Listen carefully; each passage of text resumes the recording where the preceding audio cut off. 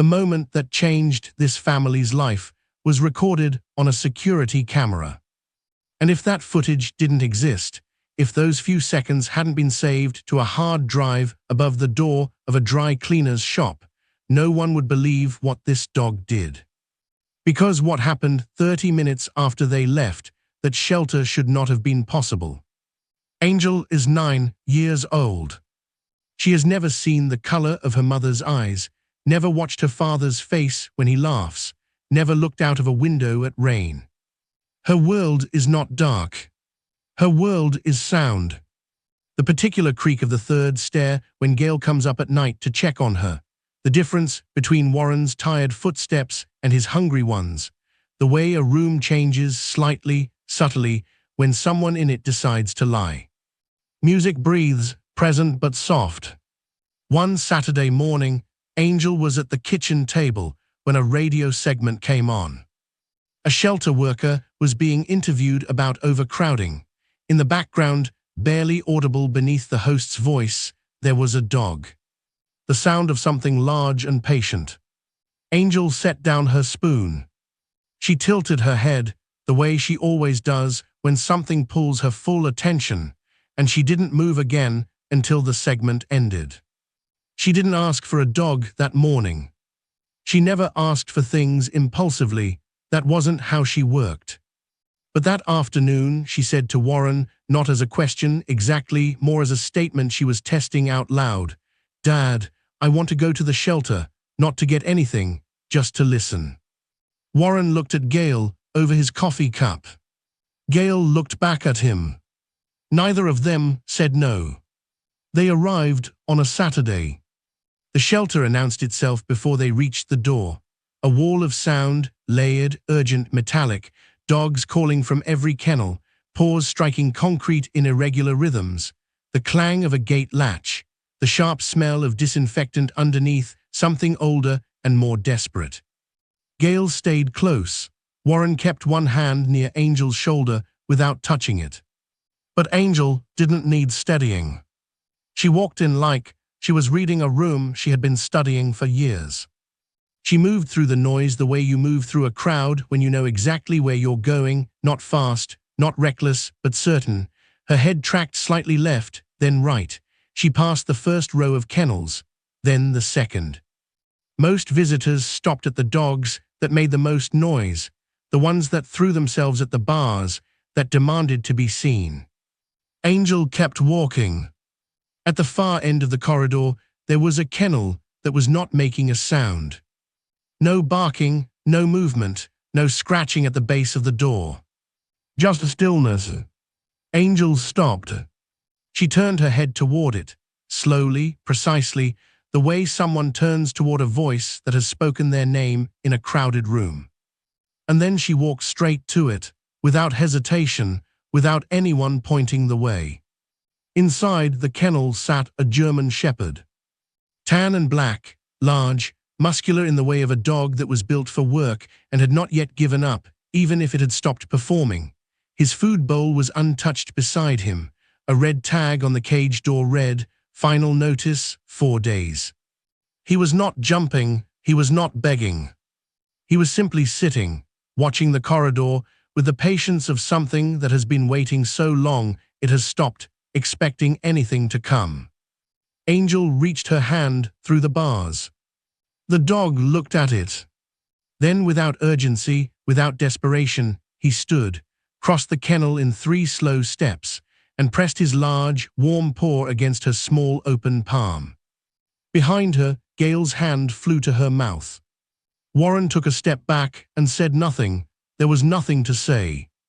Angel's face, which had been composed and focused the whole time, shifted into something quieter and deeper than a smile. "You're not broken," she said softly to the dog through the bars. "You're just tired of being ignored." She named him Jack before they had touched a single piece of paperwork. The shelter volunteer who approached to explain his history, 2 surrenders, a behavioral flag, a record that looked worse than the dog it described, barely got 3 sentences out before Angel turned her head and asked one question. "How many days does he have left?" "4. She turned back to the kennel. Then we're not leaving without him. Warren opened his mouth. He looked at Gail. Gail was already nodding.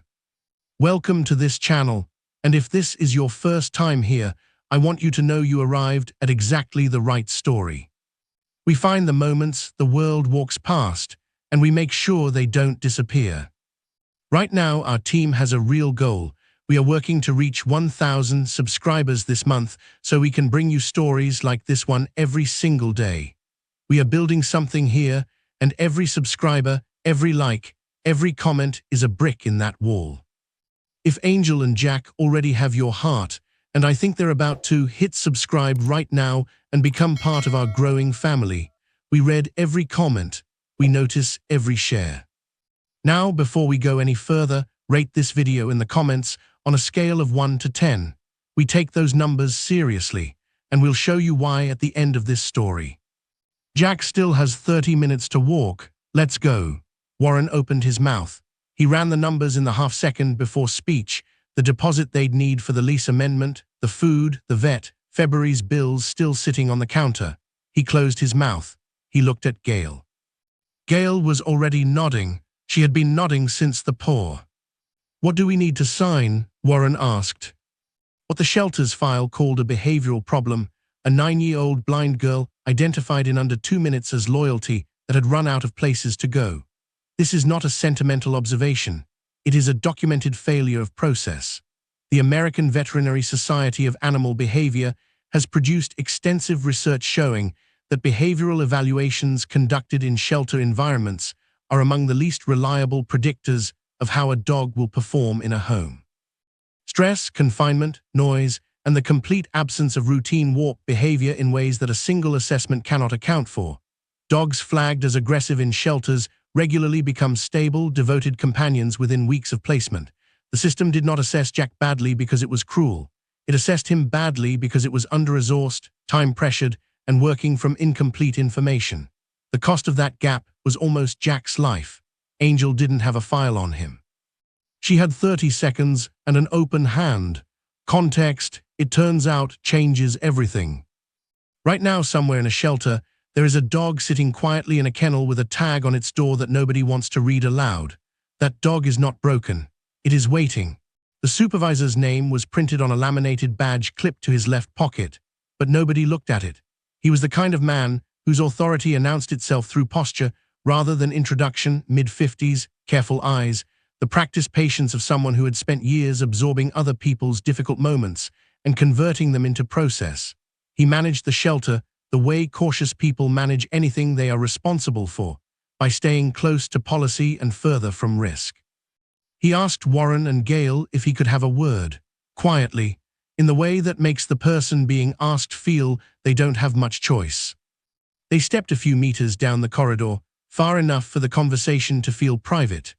Warren glanced back once toward Angel, who had returned to the front of Jack's kennel and stood with one hand resting against the bars in that still, self-contained way of hers that made her look older than she was. The supervisor opened with the file, 2 surrenders, which he presented without editorializing, though the weight he placed on the number made his position clear enough. An incident report from the second placement, the word aggressive appearing in the summary, underlined in the original paperwork by someone who had not been present for the moment that produced it.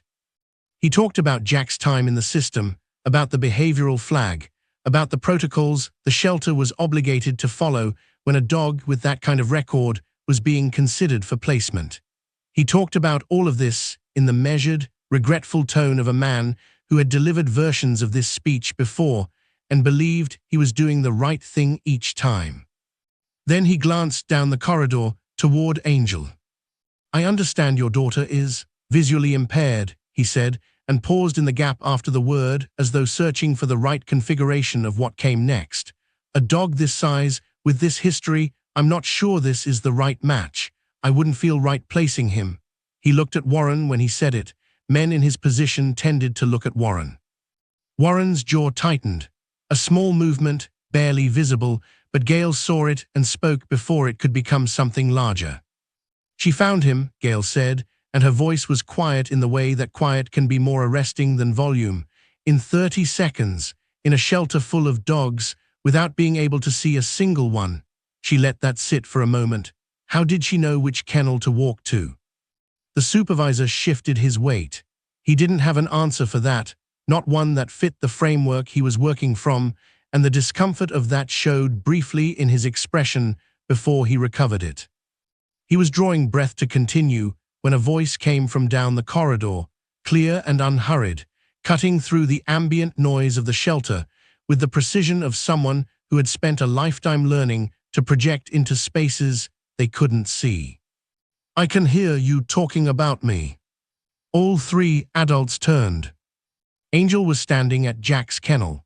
She had not moved away from it since they stepped aside. She had simply waited, as she often waited, with the patience of someone who understood that the world frequently conducted its business at a remove from her, and that the most effective response was not to close the distance physically, but to make clear she was present regardless.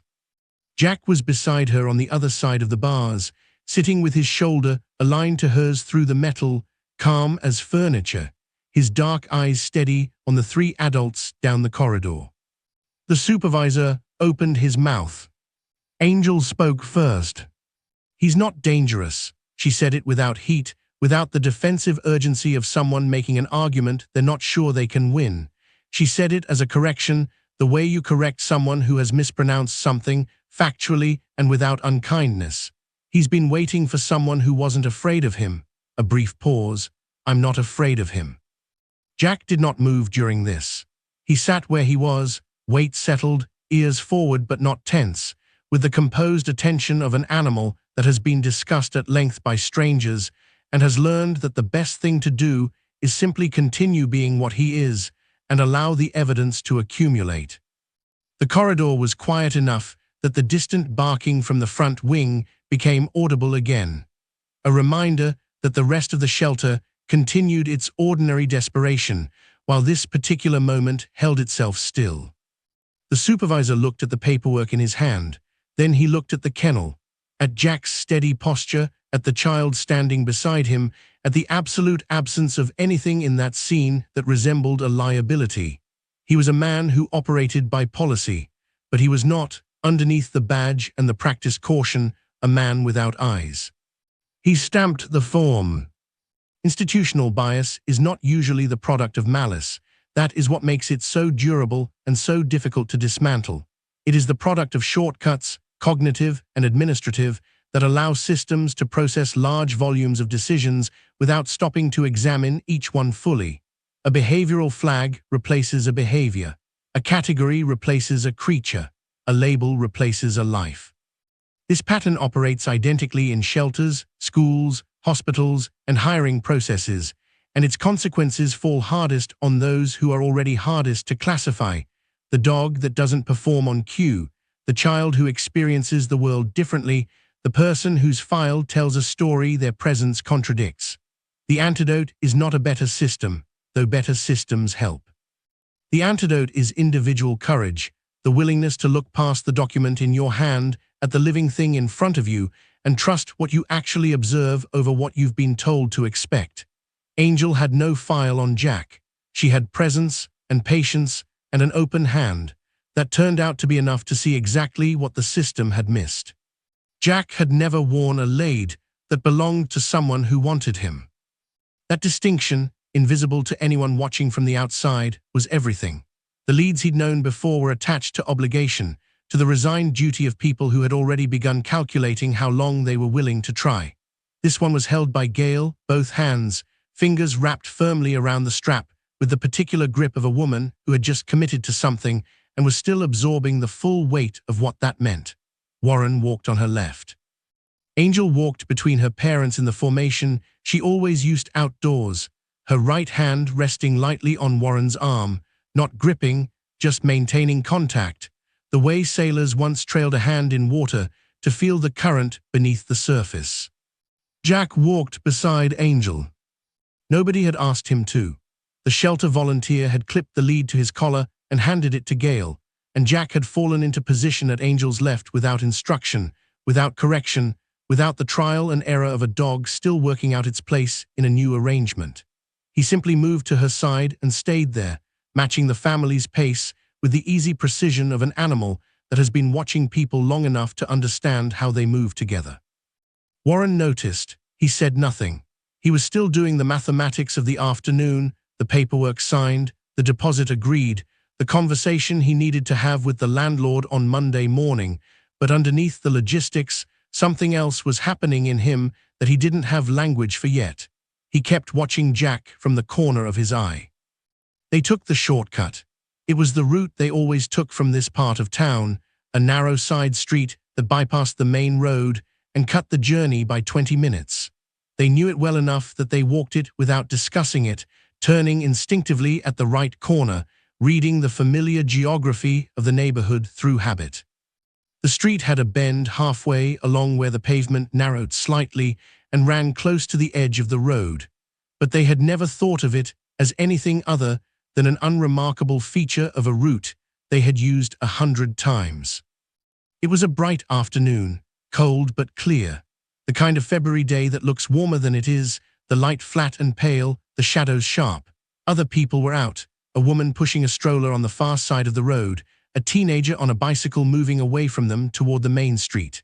The sounds of the neighborhood layered over each other in the ordinary way of a Saturday afternoon, and Angel was talking. She was telling Gail about a sound she'd noticed in the shelter, something in the ventilation system, a rhythmic clicking that had no obvious mechanical explanation, and she had a theory about it involving a stuck damper and the direction of the wind that morning. This was characteristic. Angel did not observe things and then file them away silently. She processed them aloud, working through the logic in real time, and Gail had learned that the correct response was not to offer conclusions, but to ask questions that gave Angel room to reach her own. So Gail was asking about the damper, and Angel was refining the theory, and Warren was half listening with the practiced ear of a man who follows the music of his family's conversation even when he's not a full participant. Jack stopped.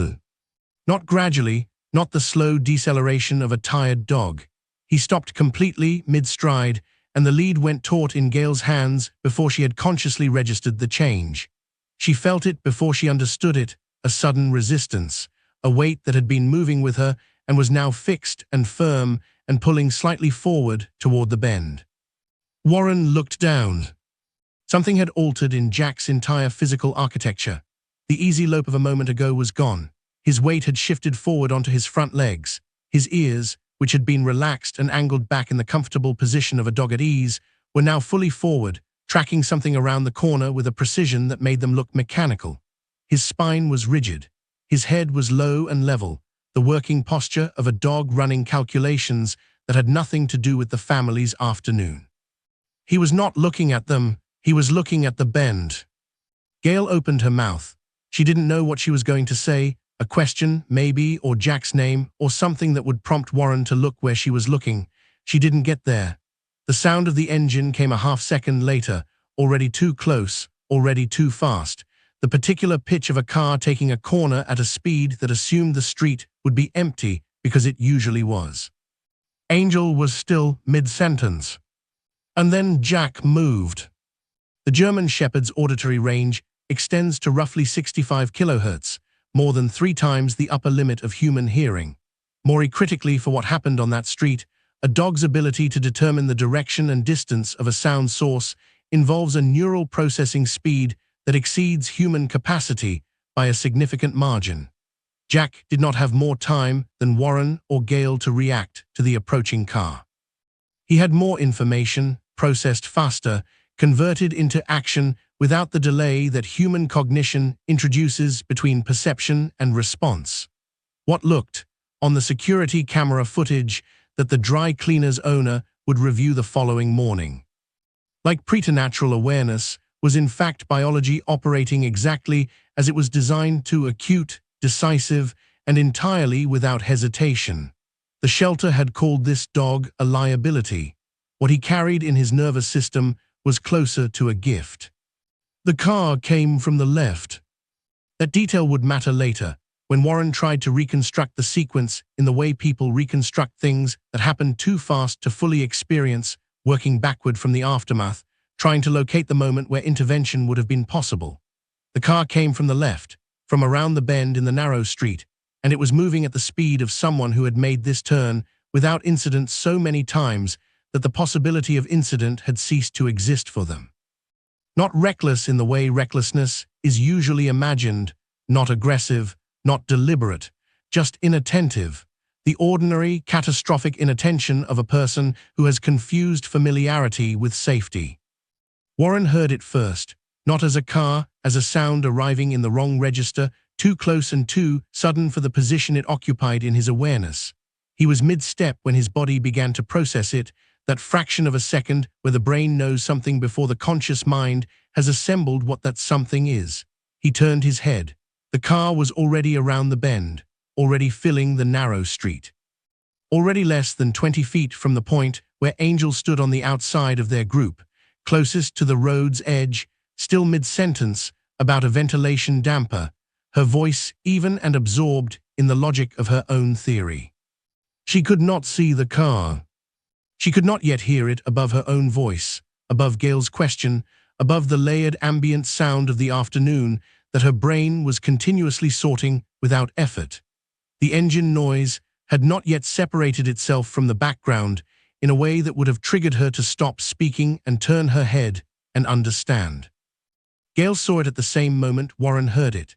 She saw it, and her mouth opened, and what came out was not a word. It was the beginning of a sound that didn't finish, the kind of noise a person makes when the body has run out of time to produce language and produces volume instead. Her arms were already moving. Her legs were already trying to close the distance between herself and her daughter, but she was on the wrong side. Warren was on the wrong side. The geometry of how they had arranged themselves on that narrow pavement, parent, child, parent, dog, had placed Angel at the outer edge, and there was not enough distance between the moment of understanding and the moment of impact for either of them to cross it. Jack crossed it. He had already been moving before Gail's mouth opened, before Warren's head turned, before the conscious processing of any human on that street had reached its conclusion. 75 pounds of muscle and bone, and something that cannot be adequately named by any clinical term launched sideways, with the explosive, total commitment of an animal that has made a calculation and acted on it without hesitation, and without the self-preservation instinct that might have made a different creature flinch or bark or simply freeze. He hit Angel from the left side with his full body weight. She went sideways off the pavement onto the grass verge beyond it, hitting the ground with the impact of the shove rather than the impact of the car, her shoulder connecting with the soft earth at the edge of the path, her body rolling once and stopping. The lead tore from Gail's hands. The car blew through the space where Angel had been standing close enough that Gail, who had not moved because her legs had stopped receiving instructions from anywhere rational, felt the displacement of air against her face like a physical thing, warm and fast, and gone in the same instant. Then the car was past the bend, and the street was quiet. The kind of quiet that arrives after something enormous and rearranges the texture of everything that follows it. Gail was on her knees before she knew she had moved. Warren was at Angel's side, hands on her face, her shoulders, running the frantic inventory of a parent checking their child for damage with the particular desperation of someone who does not yet know what they will find. Angel was on the ground on the grass verge, on her back, her braid loose, her blue dress marked with a smear of damp earth along the sleeve. She reached out with both hands. Not for Warren, not for Gail. Her hands moved outward from her body with the deliberate reach of someone searching for something specific, and they found what they were looking for: warm fur, the solid rise and fall of a chest breathing hard, the familiar weight of a large head pressing close against her side with a nose tucked against her cheek. Jack was already there. He had not moved away after the impact. He was pressed against her on the grass verge, breathing in the urgent, effortful way of something that has just expended everything it had, his nose against her face, his weight anchored to her side as though the emergency was not finished until she was still and he could confirm it. Angel lay on the ground with both hands in his fur. "Jack," she said, barely above a whisper, "good boy." She was not crying. She was the calmest person on that street, calmer than Warren, who had both hands pressed over his mouth now, calmer than Gale, whose shoulders were shaking with something that hadn't yet decided whether it was grief or relief. Angel lay on the grass with her hands in Jack's coat and her breathing steady and her face turned toward whatever direction he was in, and she held on. What Jack did on that street is not adequately described by the word instinct, though instinct is where it begins. Protective behavior in working breeds, the rapid assessment of threat, the positional calculation, the decision to absorb risk rather than evade it, represents one of the most sophisticated behavioral responses in the animal kingdom. It requires the dog to override its own survival impulse in favor of another creature's safety. Guide and assistance dog programs invest months of intensive training attempting to develop exactly this quality in their animals. Some dogs develop it, many do not. Jack arrived with it intact, fully formed, apparently undamaged by 2 surrenders and weeks in a system that had decided he was a liability. The shelter's file described a dog that needed to be managed. What walked out of that kennel was a dog that understood, without being taught, that his person's safety was worth more than his own. They almost destroyed that. They came 4 days from destroying it, and nobody on that street, standing in the aftermath of 30 minutes that changed everything, had any interest in pretending that wasn't what had happened. I need to stop here for just a moment, because what you just witnessed in this story is the direct consequence of dismissal, the quiet, institutional, everyday kind that doesn't make headlines but ends lives. Angel walked into her school every day with fewer friends than she deserved because children chose the comfort of distance over the effort of curiosity. Jack sat in that kennel for weeks because adults chose a label over a look. 2 lives both written off by a world that didn't stop long enough to actually pay attention. If that sits uncomfortably with you, if it should, then do something with that feeling right now. Drop the word "seen" in the comments. 1 word, for every overlooked dog in a shelter tonight. For every kid eating lunch alone because being different made their classmates uncomfortable. Seen. And if you haven't subscribed yet, this is the moment. You watching this, engaging with this, caring enough to feel something, that is exactly the community we are building here. Don't let this story pass through you without leaving a mark. Subscribe, comment, let's keep going. Nobody suggested Jack sleep anywhere in particular. That first night, Gale put his water bowl in the kitchen and a folded blanket near the radiator in the hallway, which seemed reasonable and practical and completely beside the point, because Jack was not interested in reasonable or practical. He followed Angel upstairs at bedtime with the quiet attentiveness he had shown since the moment they left the shelter, not underfoot, not anxious, simply present in the way that presence can be a form of communication when language isn't available. He waited while Gale helped Angel through her nighttime routine, and when the bedroom door was left ajar and the light went off, he walked in without ceremony and lay down on the floor beside the bed. He did not ask permission. He had already made his assessment of where he needed to be, and the blanket by the radiator was not it. Sometime in the deep middle of that night, Angel woke in the way she sometimes woke, suddenly. Without a clear cause, the darkness of her room no different from sleep, but carrying a different quality of awareness. She lay still for a moment.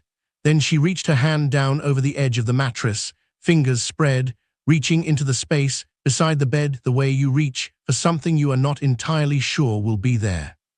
She found warm fur. The long, slow exhale that followed was not the breath of someone who has been frightened and is now relieved. It was older than that and quieter, the breath of something held for a long time finally being set down. She kept her hand in Jack's coat and went back to sleep. In the kitchen, Gale was crying in the way she had been trying not to cry since the grass verge on Millwood Street, not dramatically, just steadily, the way water finds its level once the thing holding it back gives way. Warren sat across from her at the table with both hands wrapped around a mug that had gone cold an hour ago. He did not tell her it was all right. He did not tell her it was over and that everything was fine now. He simply stayed where he was and let her feel what needed to be felt, because he was a man who understood that presence was its own language, and that it was the only one adequate to that particular kitchen at that particular hour. He didn't say anything. He didn't need to. The training that began in the days that followed was not a program. There was no manual, no progression of exercises, no external framework of reward and correction. It grew between Angel and Jack the way things grow between two creatures who have decided to understand each other, through repetition and attention and the particular patience of a relationship where both parties are genuinely interested in what the other is communicating. Angel started with sound, because sound was the architecture her world was built on. One clap, sharp and clear, find me two claps in quick succession, stay close. She introduced each pattern once, demonstrated it twice, and then waited to see what Jack did with it. He learned the first in an afternoon. He learned the second by the following morning.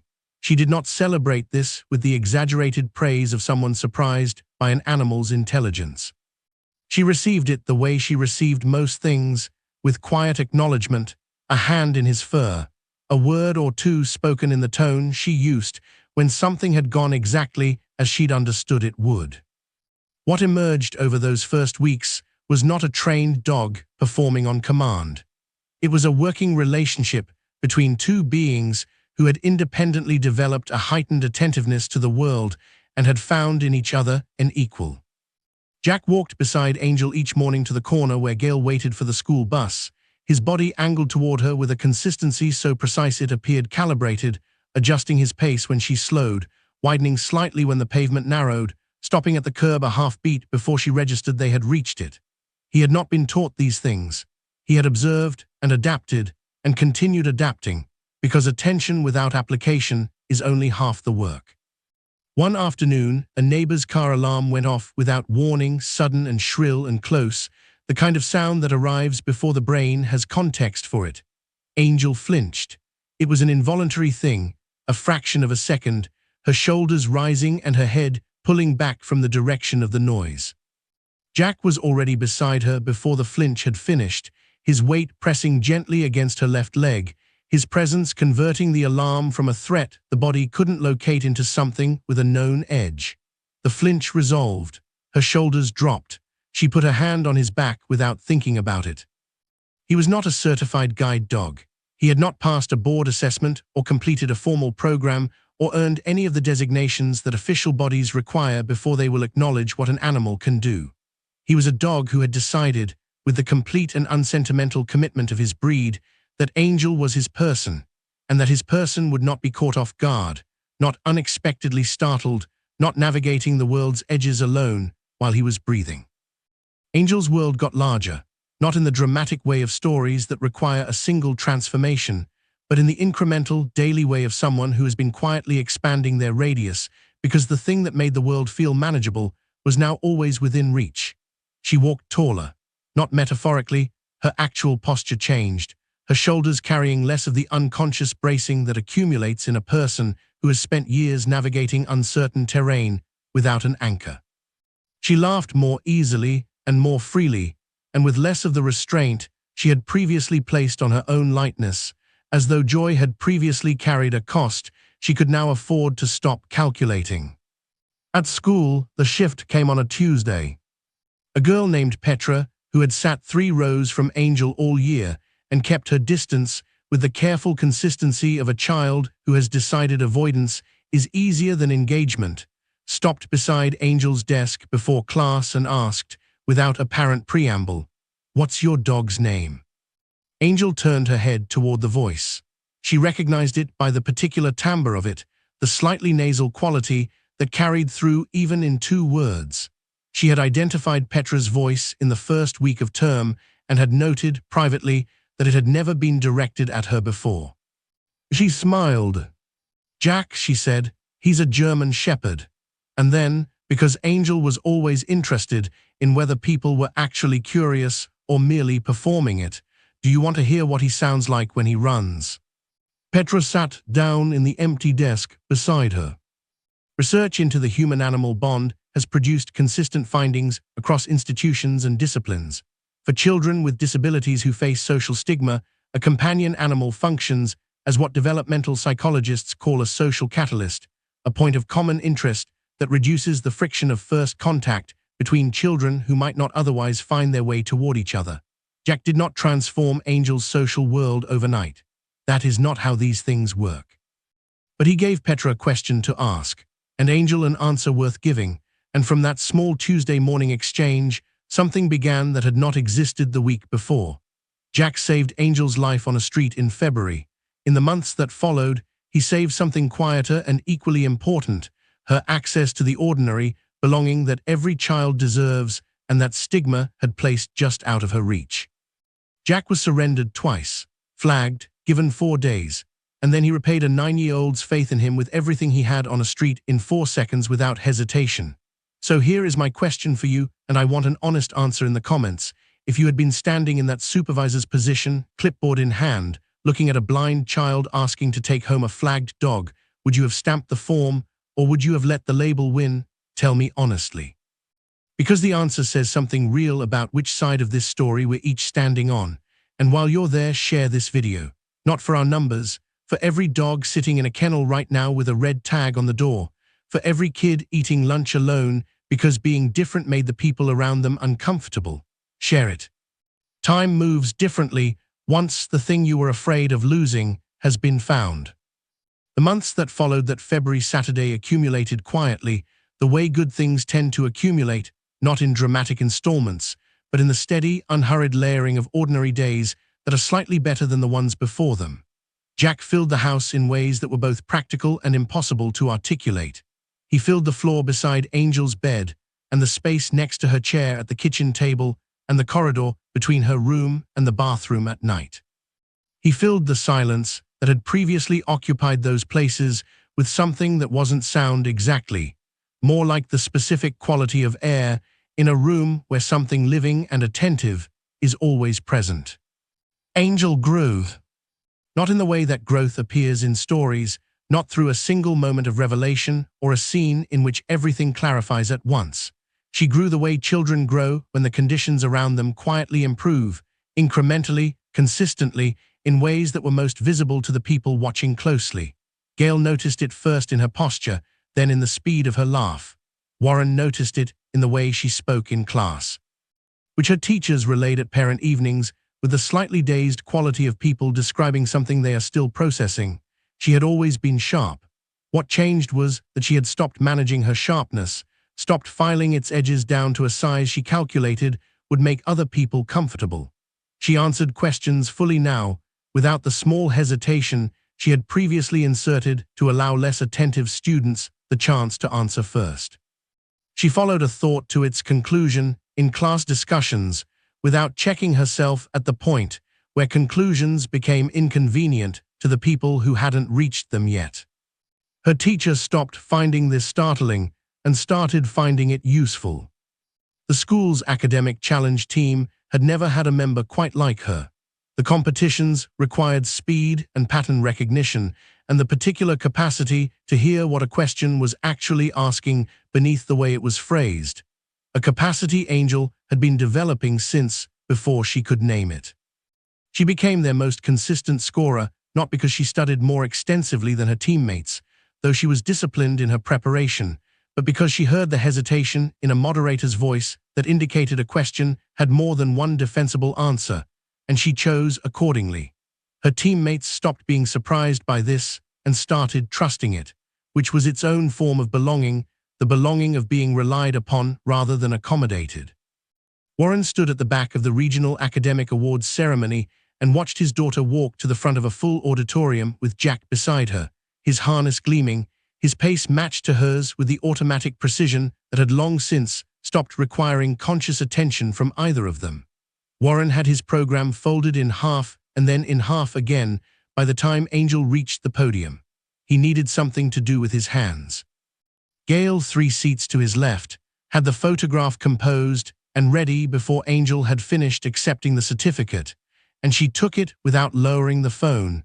The way people take photographs of things they are afraid will be over before they can fully look at them. Jack had become, by this point, something the neighborhood had quietly incorporated into its own sense of itself. Bernard, the dry cleaner, had framed a still from the security footage, the frame in which Jack's body was mid-movement, fully committed, Angel's hand visible at the edge of the image, and hung it in his shop window with no caption beneath it. It needed none. People who lived on Millwood Street knew what it showed. People who didn't were curious enough to ask, and Bernard was not an ungenerous man with a story that deserved to be told. The shelter, which had stamped the adoption form with visible reluctance on a Saturday in February, now used Jack's story in its community outreach materials. There was a photograph of him on their website, the same tan black face, the same steady eyes, above a paragraph about second chances and the limits of in-shelter behavioral assessment. When Warren read this for the first time, sitting at the kitchen table on a weekday evening, he laughed for a long time, not unkindly. Just at the specific irony of an institution that had required a 9-year-old blind girl to make the case that their own condemned dog was worth keeping, now using that dog's name to encourage other people to adopt. He read the paragraph twice and then called Gail in from the other room to read it, and she stood behind him and read it over his shoulder and said nothing, which was how Gail expressed the particular satisfaction that is too large for words. The morning walks continued. They had adjusted their route in the months after February, not dramatically, not in the way of avoidance, but in the natural way of people who have found a path they prefer. The new route was slightly longer and ran through a quieter stretch of residential streets where the pavement was better maintained, and the light, on clear mornings, came through the trees at an angle that Warren had mentioned once, and that Gail had silently noted he mentioned every time. Angel didn't care about the light. She cared that the surface under her feet was even and that Jack was beside her. The harness had come 3 months after the adoption. Gail had researched it quietly, saved for it without mentioning it, and presented it on a Saturday morning with the understated efficiency of a woman who expresses love through preparation. It was custom-fitted, padded at the shoulder, with a handle at the correct height for Angel's grip. Jack wore it with the acceptance of an animal that understands when something has been made specifically for it. Angel rested her hand on the handle with the lightness of someone who has learned that trust, when it is real, does not require a firm grip. He guided her around every curb now, every lifted edge of pavement where tree roots had pushed through the concrete over decades, every unexpected obstacle the world placed across their path without announcement or apology. His pace adjustments were invisible to anyone watching, micro-corrections, constant and unconscious, the fluency of a relationship that has moved past effort into something closer to reflex. She still could not see the road. She had never, in all the mornings since February, walked it alone. Jack was surrendered twice by people who decided he was too much.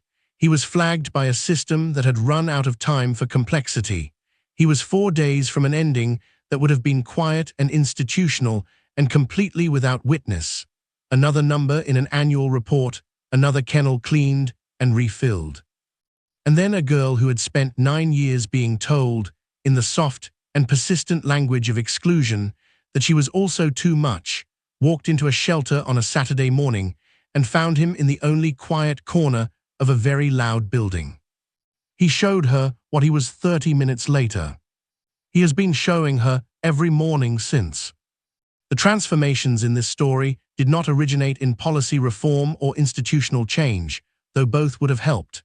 They originated in a single act of individual recognition, a child refusing to accept a label as a complete description of a living thing. Angel did not rescue Jack in the conventional sense of that word. She recognized him, and he, in the 30 minutes that followed, recognized her back. What they built from that exchange, the confidence, the belonging, the widened world, the morning walks along a better route, none of it was the product of a system working correctly. It was the product of two overlooked creatures finding each other before the clock ran out. This is not a formula that scales easily into policy, but it is a formula that works, and it works every single time. Find someone the world has given up on and choose them anyway, not because it is easy. Because it is the only reliable way to discover what the world's giving up missed.